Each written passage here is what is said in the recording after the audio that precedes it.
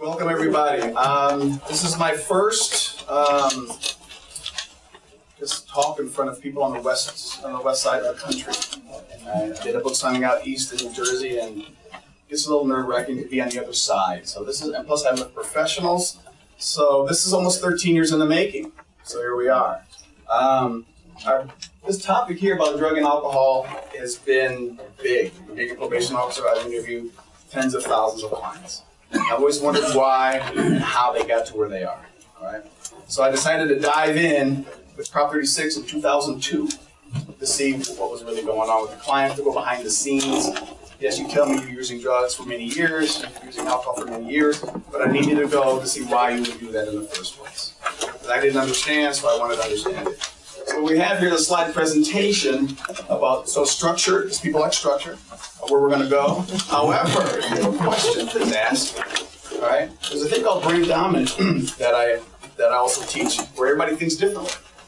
Right? Look at the world differently, they communicate differently. So we don't have to be really structured in how we do things. We can just go off a little bit, but we'll get back on. Okay? The whole thing with me too is I want you to learn something. I always tell my clients, what did you learn from our conversation today? Pick 3 things. And the whole thing is, I'm not reinventing the wheel, maybe putting a different tread on it.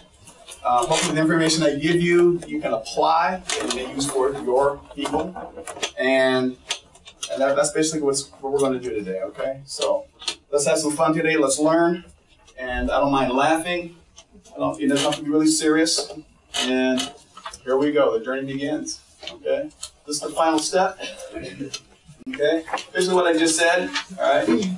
Why do we do what we do? Human behavior, all right? One thing about human behavior or human conditions, socialization. Who said what to you back in the day? All right, who said what?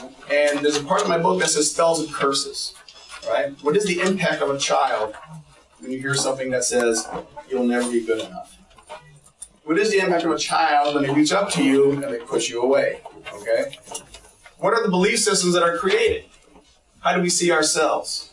I've talked to people in their 40s and 50s and 60s, and they still want that one guy or gal to say they love them. It's amazing. It's like, so they haven't gotten it. So what they do is they take that information, store it, and they carry it into the adult world. Their bodies are changing, but inside the little wounded child is staying still, saying that same word over and over.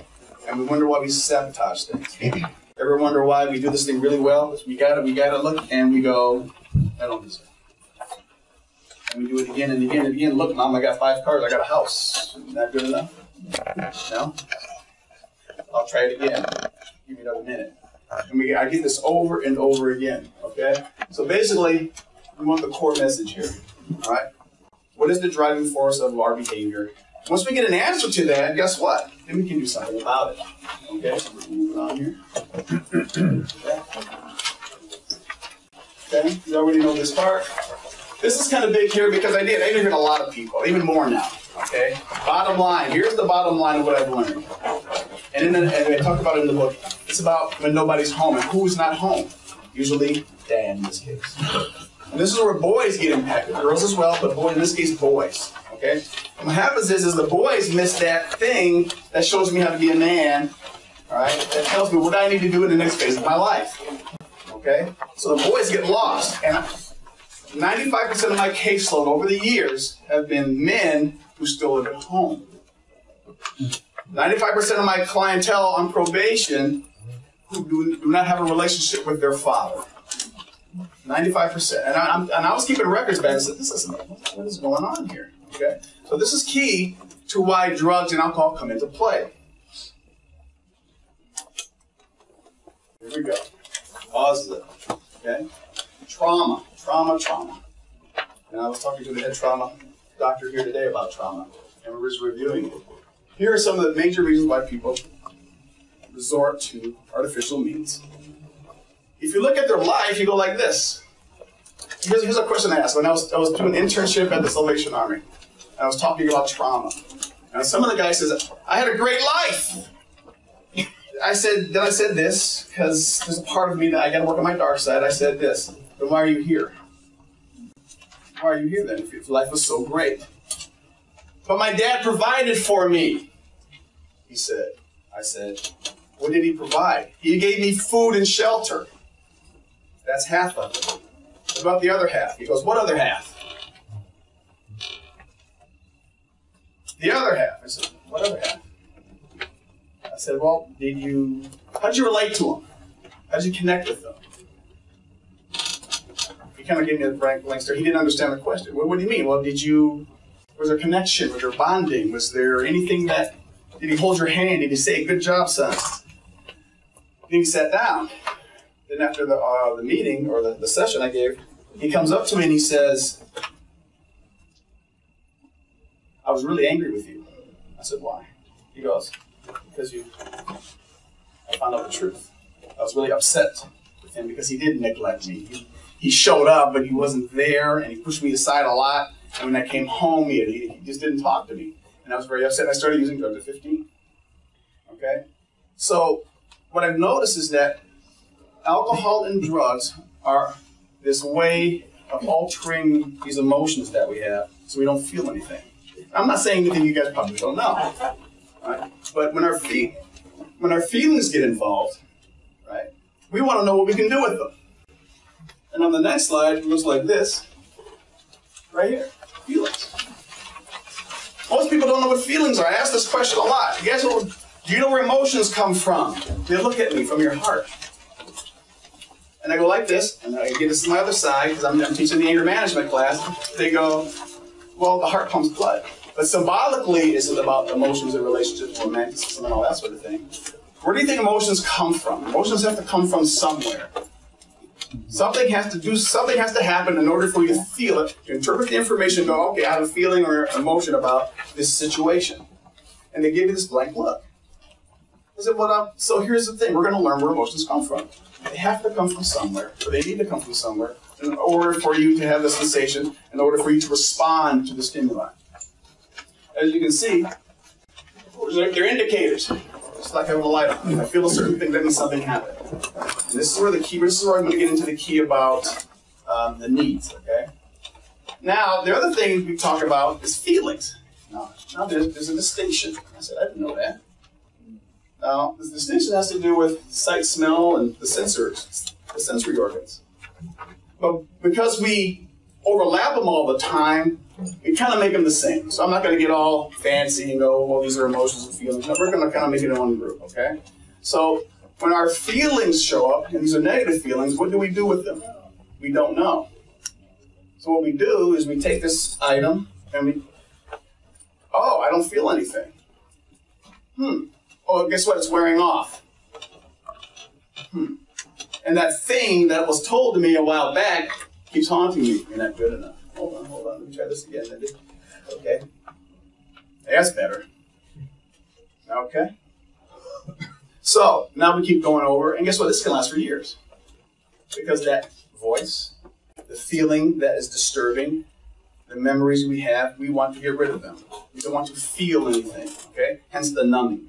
I'm sure you guys have heard that before, okay? So here's what it looks like when you push somebody's buttons. What somebody says to you, the inside stimulus, all right?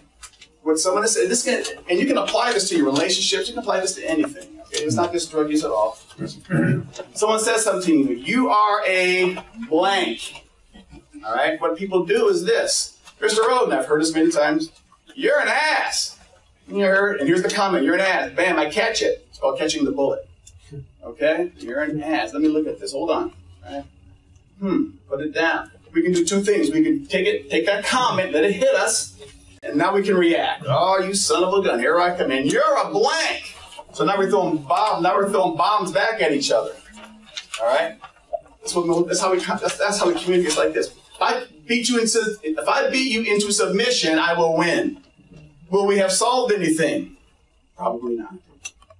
All right? That's the key. That's how this works. So he throws the lob at me. I catch the comment. I can personalize it and get angry, which is where their feelings come from. Activates a feeling. Right? Now, if you get a lot of those, you tell your child, you're a blank, you're a loser, I wish you weren't born. I've heard tons of comments that make your head spin. We become overwhelmed and depressed. Okay? Stimuli. Bam. Activates feelings. Now, it could be like this. I had a client today. Let's see, I lost my job. I lost my wife, right? My father did not support me during this time, so he has 3 events going on. 3 events probably equals about 5 to 15 emotions or feelings that are activated inside him that he does not know what to do with. So what he does is, a simple thing to do is to escape. Much better. I don't feel a thing. Guess what? I'm going to keep doing it. Okay? We're going to keep it. And here's the thing I tell guys and gals. It's not right or wrong. It's just that we're fulfilling a need. Does that make sense? There's no such thing as right or wrong. And people look at me and go, well, it was wrong that I hung up. That was the wrong crowd. No, it's the crowd you needed to hang out with. And I go, you get that? No, but they were wrong. They did drugs. No, but you needed them to get what you wanted, which was what? Public community. Right? No one's judging you. Right? No one's blaming you. So guess what? I'm going to hang out with these people. Because over here is where you get blamed. I wish you weren't born. I wish you weren't my child. I've been neglected. I've abandoned you. So guess what? If we can't get it here, guess what we're going to do? We're going to get it somewhere else, in a nutshell. And I always do this. Well, I always ask a client, where did you learn to doubt yourself? And they go, what do you mean? I go, you had to learn this. Where did you learn that you couldn't do certain things? And he says, I don't know. Well, let's go back and look. Who said what to you back in the day? And we go back to those trauma, verbal, neglect, psychological, even sexual. And they go back. When I went up to my father and I asked him a question, he would say, don't talk to me, or he'd push me away. And how many times did that happen? That happened a lot, and therefore I just stopped. So what imprint did that have in your mind? He says, I didn't go up to people anymore. I doubted myself, and I just kind of went through life with my head down and trying to finish things, but I never finished things. So let's look at the relationship and see how that all works, okay? So that's one, and the other one will be human doing. The human being and the human doer. This is what happens with human beings and human doing. Human doers go, go, go, go, go, go, go. They keep going because they think they're going to outrun this thing they're running from. Hence the trauma. If I keep doing, if I keep busy, if I get the kids, if I get this, guess what I'm going to do? I'm going to outrun it. I'm going to forget it. But I'll be waiting for you, remember me. The minute you sit down and breathe, that whole thing comes back. Right? Therein lies the problem. That means we haven't handled it. We become a human being by being. We can sit and allow thoughts from the past, be the negative or positive, into our minds and go, wow, that was an awful moment. Well, I'm not going to date that kind of guy again. Date that kind of girl. And, ooh, that was terrible. But we understand that. We understand what we've gone through. We've learned from it. It doesn't impact our decision making. Okay? It doesn't impact us. It doesn't drive us. See, all that trauma drives us. It drives us because we're in pain and we don't know what to do with it. But if we keep doing this thing, whatever that is, that doesn't have to be drugs. We could be promiscuous. We could, material thing. Listen, I got a $200,000 car. Look at me. Oh, my, now it's a car after 2 weeks. And that thing still hasn't gone away. We can bury ourselves no matter what we do. It doesn't matter. If we understand the thing that has driven us to do a certain behavior and we can do something about it, guess what? You just increased your chance about 75%. And then the rest is about, wow, I've never felt this way before. What do you mean? Well, I've never been like this happy and this peaceful. That's a whole new problem now. And that's the problem I try to get clients to get to. Because they've never seen before. I had a lady once where she didn't know what it was like to hold a hand, so I don't know if I was breaking laws. I wasn't licensed at the time. I was trying stuff. So I held her hand. I said, how do you feel when I hold your hand? Just get an experience. I don't know, it's strange. Because you're not trying to hurt me. Keep going. And you're just weird. That's my point. You've never had this. If you've never had it, how do you know it exists? And how do you know what to look for and how to obtain it if you've never seen it? And that's what I get a lot of. A lot of my, we'll call them adult children, where they've never seen certain things, so they don't know what to do with that. Okay? So it's all about waking up. If there's a through line I can tell you, it's about waking up. If you don't wake up, then you are a human doer and you just grind it out, not realizing why you do what you do. Okay? And here's the foundation of basically my work here. What are needs, all right? Those of you who know Marshall Rosenberg in nonviolent communication, I used to see him a lot back in the day. And nope, most people don't know what a need is. What were you needing when you did that behavior? And they look at you and go, what's a need, sir? Okay. But what were you needing when you made that comment? If you really want to mess with somebody or get them on to think about what they said, a loved one, do this one question. Honey, what were you needing when you made that comment? And just look. I swear, you'll look. Why is that? The reason that is because now you're putting it on them. Well, why would I tell you that? Why would I try to hurt you? Why would I make a comment that was life diminishing? So when the guy says, Mr. Odom, you're an ass, I said, wow, what are you needing by saying that?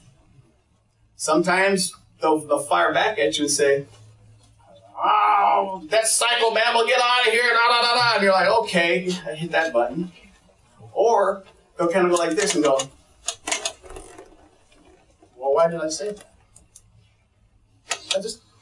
What need was being met by you making that comment? How did that benefit you, sir or ma'am? And now they really got to think about why they did what they did. It's really interesting. I do that. I tell my clients to do that on their parents sometimes. And I wasn't licensed again, but I tried it. One client was his father kept telling him, you're an effing loser all day long. Right? So I get him, and he's on Property 6, and I'm working with him. I said, do something for me, young man. Do this. Here, I'm going to write this down. Dad, when you call me an effing loser, are you meeting your need for self-worth? All right, try that. That make sense? Are you meeting your need for self-worth, Dad, when you call me that F word? And I can't wait for the next month, because he's going to come back. I just want to see what happens. He comes back. Mr. Odom, yeah, how'd it go? Mr. Odom, what? What happened? I did what you said. He goes, yeah. What happened? I think you had a heart attack. What do you mean? Tell me. Well, when I said, Dad, when you call me that effing loser word all the time, are you meeting me for self-worth? He froze. And my mind, I'm going, yeah, there he is, okay. And so what did he do? I thought he was choking to death. My mother thought he was having a heart attack. So I said, you understand what you just did? He goes, not really. Well, what you did is you put the onus on him. You made him responsible as to why he kept putting you down for all these years. He goes, I did? I go, yeah, that's what you did. So now, for the first time in his life, you made him accountable. And no one has ever done that. He goes, but Mr. Odom, guess what? I got a new problem. What's your problem? And this is a wake-up call. He doesn't talk to me anymore. So we created a new one. Yeah. I said, God, so that could happen. Because now he's afraid of what he just did. Now he understands why he did it. And here's what happened to the son. Now he doesn't get any attention. I mean, it was terrible attention, but it was something. At least he noticed me calling me the F word and this word. Hey, Dad, I love you too. What? Oh, yeah, you noticed me. At least you noticed me. But now he won't even look at him because of that one comment. I said, what did I do here? You know, so I had to learn. This is 10 years ago, so I had to learn to be careful of what tools I give my clients to take out into the real world. In relationships, it works great. Okay, but in that case, I got to be really sensitive to see how that works. But that's how powerful this thing is. Okay, so meeting a need, motivating force that compels us for an action to be satisfied. My need here is to contribute. Your need is for information. So this basically means being there right now. Okay. If I was to be authentic, if I was to tell you what's going on with you right now, mine would be excitement and anxiety combination. Because there's a part of me who hasn't got this down to a science yet because this is new, but I've been doing it privately, but now I have 35, 40 people in front of me. So I have to watch what feelings are going on and what I'm needing. And my need is probably more, shall we say, expertise, more reps to get this down, to really make it, impactful. So when we do this, everybody can learn. Okay? So we're going to go down this line here about the needs. This is really interesting. Boom. Here's the big one. If you want to find out what pains people, this is the sheet. These are the sheets that are in here. This is really important. This is the coup d'etat, the Mardi Gras. Everybody asked me, can I have that sheet, please? Everybody has asked me over the 13-year period, can I have that thing that you just did and all that? Yes, sure. It's like giving you this weapon. I got to teach you how to use it. Because I don't want you guys I don't want what happened to my client at that one time happen to you guys. All of a sudden, hey man, I'm doing all this stuff. I'm going to try it on you, okay? Because it can be overwhelming. I call this the emotional enema. Literally. Because in my relationships, I go like this. Tell me what needs are not being met by your husband or wife. Go down the list and write them down. And they're writing. And they're writing. Oh, dang, there's more. It's 3, 4, 5, 6, 7, 10, 15. So this is your relationship on paper. This is your relationship on paper. And I got to give them time to collect themselves. Because they're going... So, what do you think about this? Or how do you feel about this? And then all of a sudden, I didn't realize I was not getting so many needs met. And I realized, now I realize. Okay? Autonomy, big. This is big because everybody wants choice. One thing I notice is this. If you take someone's choice away, what are they going to do? They go, oh boy, they're going to rebel. All my clients, especially kids, all my parents, when I talk about their childhood, is this. They had too much or too little of this. If you have too much and the kid's going wild, guess what? I get him as a probation officer from 18 and up. Oh, it's your childhood. Oh, I got to do whatever I wanted. When I wanted. So his belief is this. When I'm an adult, I can do the same thing. But they don't realize after 18, you're considered an adult, and you're put in handcuffs, and now we have a record, and here we go. If this is taken away, and it's very strict, those are my worst clients, because the parent was so strict, they wouldn't allow them to do anything. They turn 18, then they go poof into the real world, and guess what? They're trying everything. They're doing everything. So when you got a parent that does this, and then if you have a parent that does this, or a caretaker we'll call it, guess what? You're going to react accordingly.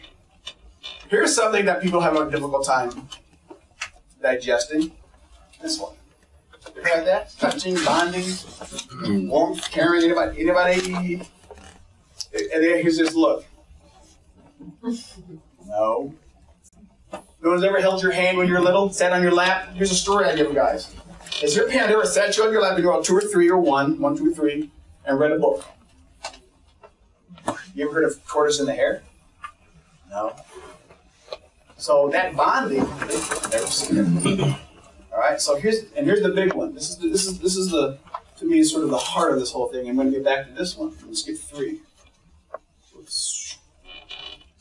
Social emotional needs. All right. Have you ever gotten respect from your caretakers? Connection, communication, support, being heard, appreciation. Here's a big one. Validation. Big, big, big, big. Do you recognize me? Do you see me, Dad, Mom, caretakers? Do you see me? Do you acknowledge me? Emotional safety is one for you guys in trauma. Do I have to worry about when Dad comes home, will he beat my mother? Or will he be drunk? Well, I see that. When you're 3, 4, and 5, guess what you're going to do? You're going to hide. You're going to protect yourself because you're not big enough to handle the big guy who's coming in or the big person who's coming in who's having harm in the family. Another big one. They've never seen consistency before. Most of my guys have been running the streets and doing all this, surviving. They don't know what it's like to have a routine.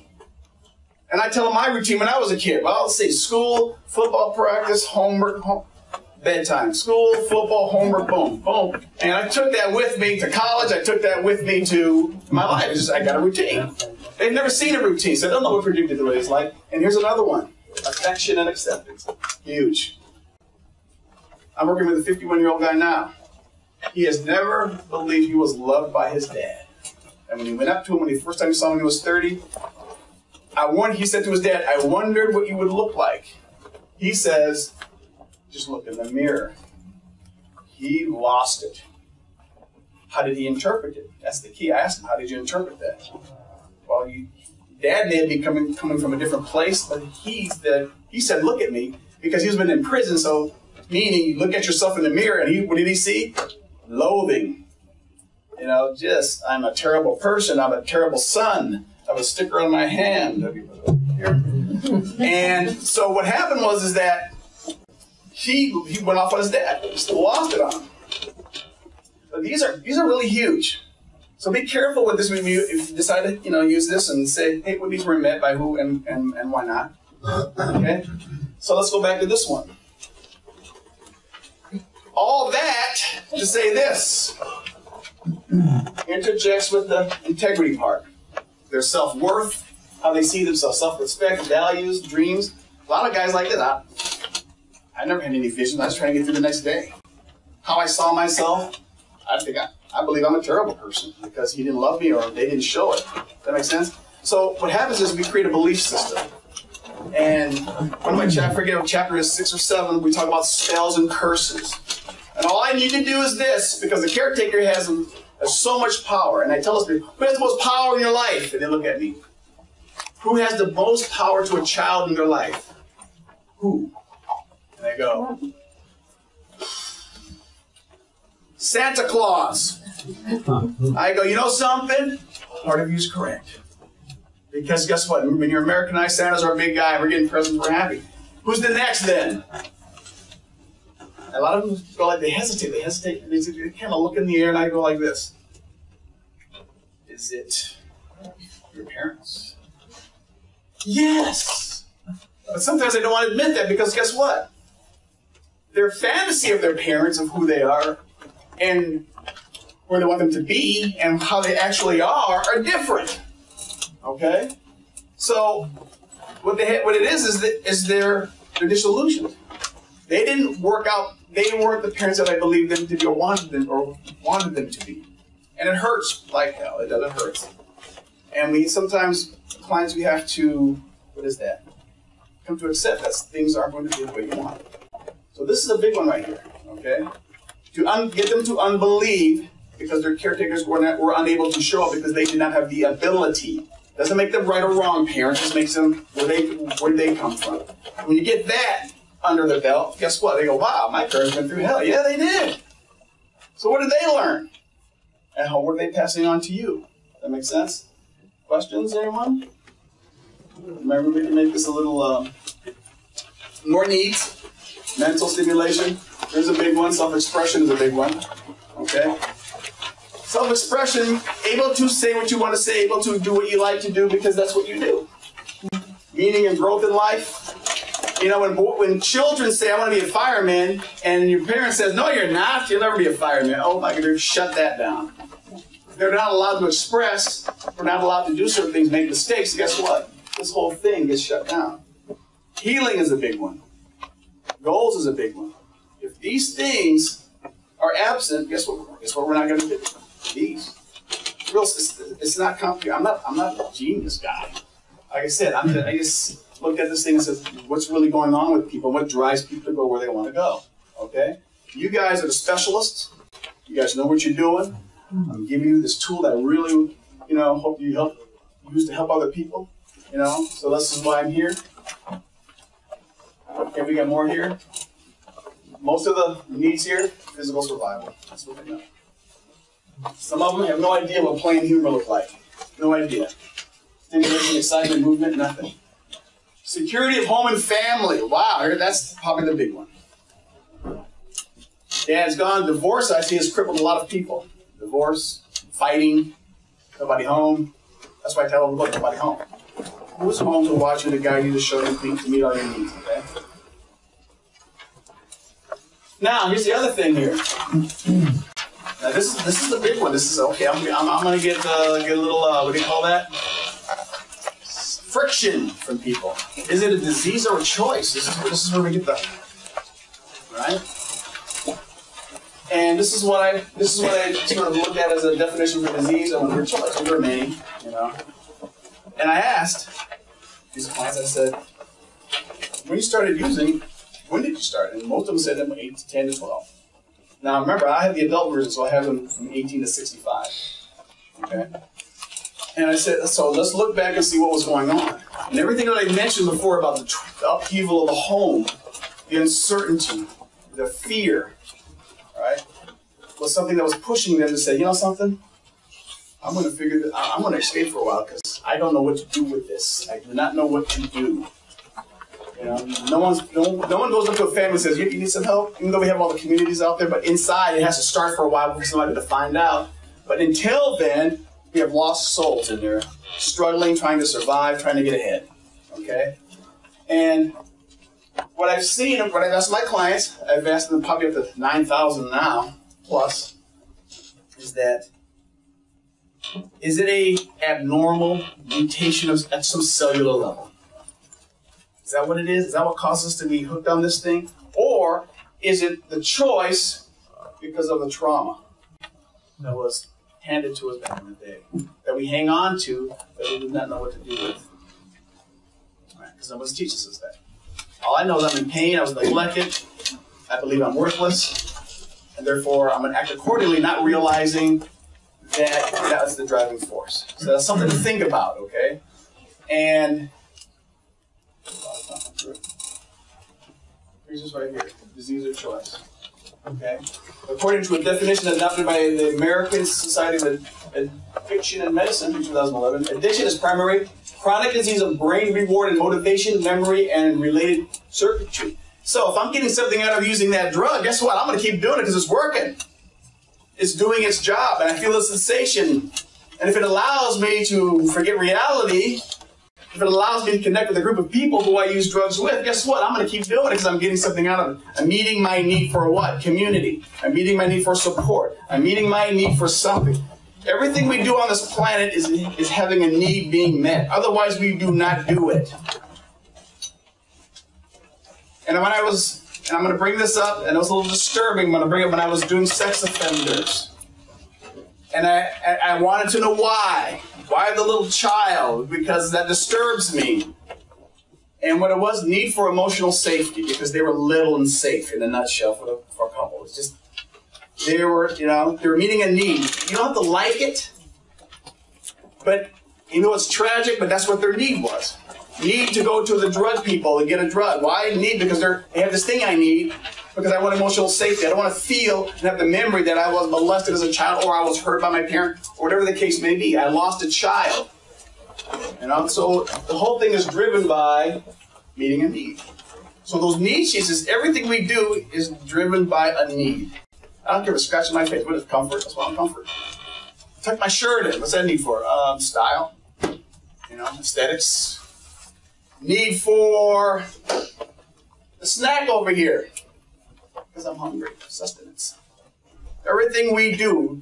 So if you really want to start looking at yourselves, find out what need am I meeting by doing what I'm doing. You might not like some of it, but I guess at least you'll understand it. And that's the whole point of this whole thing. Is when I was talking to my clients, at least they understood where all this comes from. And they themselves could do something about it. And one thing I never told my clients was this. When I was writing this book, is that I never told them to stop. Stop using drugs, you're a bad man. No. Understand why you're doing it. Okay? Understand why you're doing it. So remember that thing about choice? I want them to have the choice. Because if you have the probation department, you have the parole department, you have the police department, you have the courts, you have the treatment programs, boom, boom, that's 5 institutions on you. Telling you what to do. Trying to help you. Well, some of them. So my thing was this. Here's your answer. What are you going to do? And just to let you know, this is my little, by studying my little corner of the world for those 7 years in Prop 36, that 85% stopped.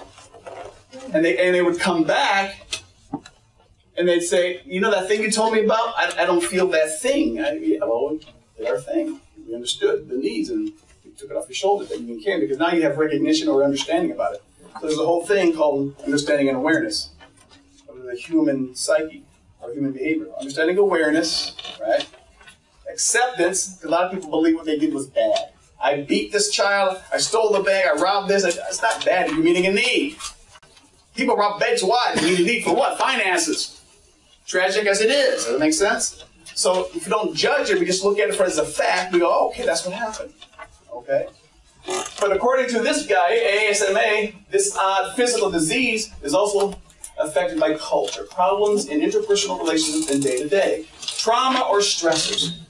Okay, so this is where the drug use comes in. Problems, stressors of life.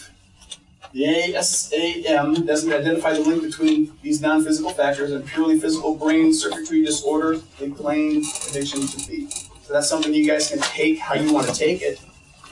The whole thing is this. With my experience, my journey after this, 15 years, is to wake people up. To get them off the hook that they're not bad people. But also to get the main people in your lives, your parents, off the hook as well. They're not bad people either. You heard the term, everybody's doing the best they can. Trust me, they are. With what they know and what they were given. Okay?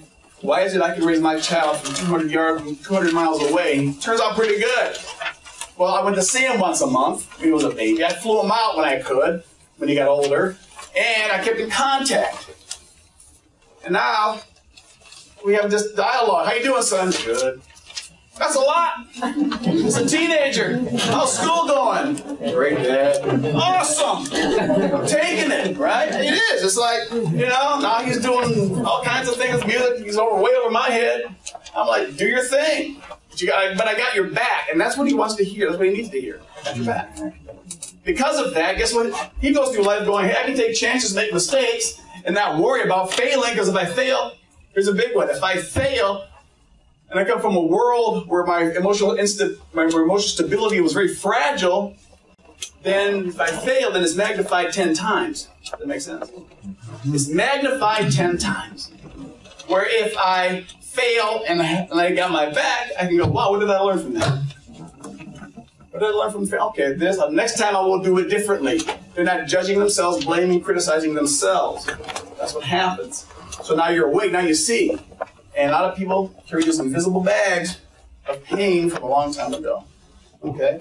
Oh, by the way, this is it. What you have in here? Okay? This is the need sheet.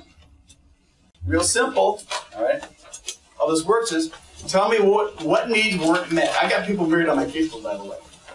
They call this the Odin. Mr. Odin, we did that Odin thing you did. I said, what did you do? Well, my girlfriend and I, we want to get married, but we're having arguments. So we did what you said. Circle what I'm needing, and she circles what she's needing, and we get together, we decide how we can get those needs met. That makes sense? How we get them met? Try it, guys. It'll work. And it's suppose here's a little secret for you guys in romance. Instead of saying I love you, that's a whole thing I will talk about another day. Love is this big, huge, conceptual, nice thing. Watch this. Honey, when I'm with you, I feel inspired, loving, caring, because you meet my need for support, for bonding, tenderness. You meet my need for friendship and companionship. See how specific that is? Oh, you better be careful. Here they come. I'm telling you, if you just get more specific in what's going on in the moment, because everybody says, I love you. Well, what's that mean? Watch it. You're meeting my need for this. And you give an example. This is something. Okay? So ask for it. Because we don't know how to. And there's a chart I have, it's called Nice Dead People. We go through life, not knowing what our needs are, and we're just doing our thing, and we're usually blaming, shaming, and verbally abusing other people and ourselves and whatever, because we don't know what we're needing. If we know what we're needing, we can ask for it, or we can ask for what do you need? Guess what? They may not know. So what do? Hold on there, young man. You may be needing some support. Is that what I'm hearing? Oh, you need to be heard. Okay, what else? And this is okay to look like this because guess what? You're learning it. I've been doing this for how long? I got most of it memorized. I get pretty good at it. But have it in your hand and say, you need to be heard. Is that what you need? Yes. And you'll see what happens. It's called decompression. All of a sudden they go from here to, yeah, that's right. I need to be heard. And I need some respect. And I need some, some contribution out here because you don't pick up your dirty underwear. Okay, so that's what you're needing. Yeah, okay. So now it's up to the other individual to do what? Meet those needs. Now, if we choose not to meet those needs, well, then we have another problem. Just remember that. You got to make this right. How important are those chonies? Okay, and we go from there. Okay? So, I hope that you learned something today that you didn't know before. I hope that I contributed something. $8.90 for contribution, like we said before. Hopefully this is the beginning of a journey that I'm taking, because the goal is to wake people up, to get them to see that, it's like we're going behind the scenes. And I use this in some of the mythical things I teach with regards to the Wizard of Oz. What happens when we pull down the curtain? What do we see in the Wizard of Oz? Our impression of the wizard was this huge thing. Oh, the wizard, and the wizard is going to do what? And he's going to get me to Kansas and this and that. And we pull the curtain and we go, oh my, where's the little chubby guy pulling on, honking on stuff and pushing buttons? So we created this whole thing before that about what we thought the wizard was. When in actuality, it's all in ourselves. Hence the scarecrow, right? The Tin Man, and the lion, and Toto. Toto was intuition, brain, courage, smarts. She didn't know she had it all the time, but she has it. The higher power, Glenda, her higher power, believing in yourself. Her dark side, the Wicked Witch of the East, whoever that was, her dark side. Okay. Everything plays. It's amazing. So you can get a three-dimensional look at the world and how it plays out. My problem is I see a lot of this going on. I'm like, it's overstimulation. I'm like, oh, I got to turn it off. We go golfing. That'll frustrate me. Okay, so, anyway, I hope that this presentation enlightened you. So I'm glad you showed up. So thank you for having me. Any questions?